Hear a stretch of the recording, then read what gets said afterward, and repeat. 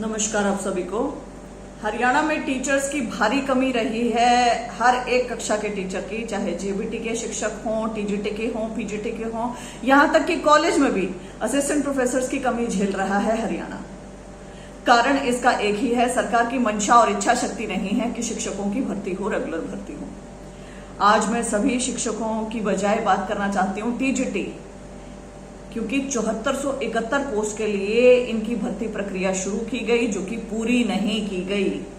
तब से लेके आज तक ये अभ्यर्थी बार बार सरकार को विभिन्न माध्यमों से बता रहे हैं, चेता रहे हैं, कभी धरने दे रहे हैं, कभी प्रदर्शन कर रहे हैं, कभी मार्च निकालते हैं, ज्ञापन देते हैं, सब कुछ कर चुके हैं, लेकिन सरकार गूंगी बहरी होने का नाटक कर रही है।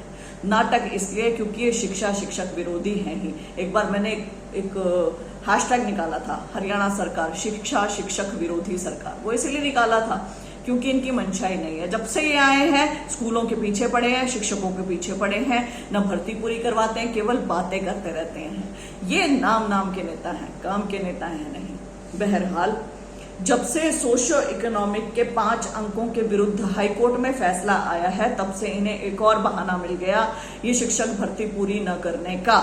अब हरियाणा सरकार जा रही है कोर्ट में, सुप्रीम कोर्ट में, इस फैसले के खिलाफ, और वहां पर पता नहीं कितने दिन, कितने महीने, कितने साल लगेंगे। यहाँ पर तो इन्होंने अपने कानून, अच्छे कानूनविदों को लगाया नहीं। जो हम कल अखबार में खबर पढ़ रहे थे कि बड़े से बड़े कानूनविद से चर्चा करके सुप्रीम कोर्ट में पैरवी करेंगे, जो इनकी पैरवी हाईकोर्ट में कभी इनका कोई वकील आकर ढंग से पैरवी करके गया नहीं, इसलिए इनकी सारी की सारी भर्तियां रद्द हो गई।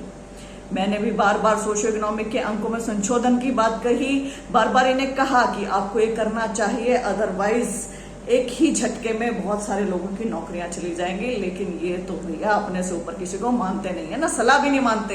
ये तो अपने से इंटेलिजेंट किसी को समझते नहीं है। खैर, ये अभ्यर्थी अब 3-4 दिन से पंचकुला सेक्टर 5 धरना ग्राउंड पर बैठ गए हैं दोबारा।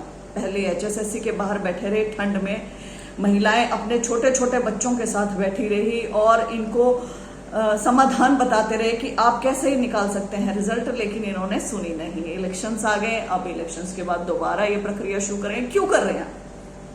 ये वेट भी कर सकते हैं सुप्रीम कोर्ट के डिसीजन की, लेकिन ये इसलिए कर रहे हैं क्योंकि ये जानते हैं भाजपा का इतिहास कि भाजपा सरकार इस भर्ती को खराब कर सकती है, खत्म कर सकती है, कुछ भी कर सकती है, क्योंकि इनके मंशा नहीं है भर्ती करने की। तो ये अभ्यर्थी सुझाव दे रहे हैं, जो कि प्रैक्टिकल सुझाव है, जो आपने ग्रुप डी में भी किया है, कि आप प्रोविजनल रिजल्ट निकाल दे, बिना 5 अंकों के ये भर्ती पूरी कर दें और नियुक्तियां दे दें, ताकि कम से कम ये भर्ती बच जाए। जो भर्ती रद्द होने का ये डर है इनके मन में, ये दूर हो जाए, ये शंका दूर हो जाए। कोई बड़ी बात नहीं है, ठीक कह रहे हैं। हालांकि यदि सुप्रीम कोर्ट का कुछ और डिसीजन आता है तो चेंज हो सकता है, लेकिन यदि ये अभ्यर्थी खुद इस चीज के लिए तैयार हैं, तो हरियाणा सरकार को दिक्कत क्या है? बच्चों को टीचर मिल जाएंगे, टीचर्स को जॉब मिल जाएगी। What is the problem in it? समस्या क्या है? यहां लड़ाई नहीं हुई है, कुछ झगड़ा नहीं हुआ है, कुछ दो फाड़ नहीं हो रही। आप बीच में बंदर बन के 2 बिल्लियों की लड़ाई का मजा नहीं ले सकते हैं, इसलिए आप चुप बैठे हैं। आपकी जो ये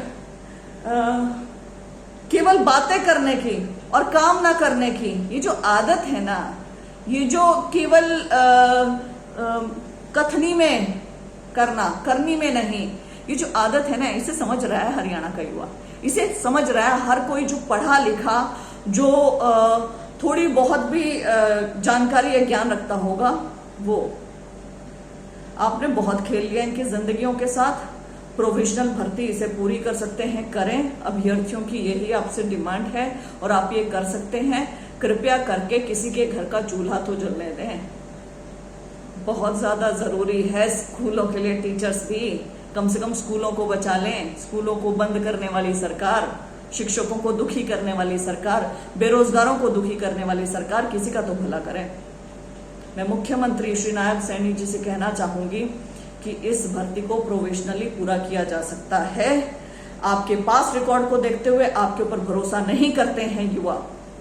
कम से कम कोई भर्ती पूरी करके युवाओं का भरोसा तो अर्जित करें। और मैं टीजीटी के अभ्यर्थियों को कहना चाहती हूँ कि मैं आपके साथ खड़ी हूँ। जब भी मेरे साथ सहारे सहयोग की आवश्यकता हो तो मैं आपसे दूर नहीं, आपके साथ हूँ। बहुत बहुत धन्यवाद।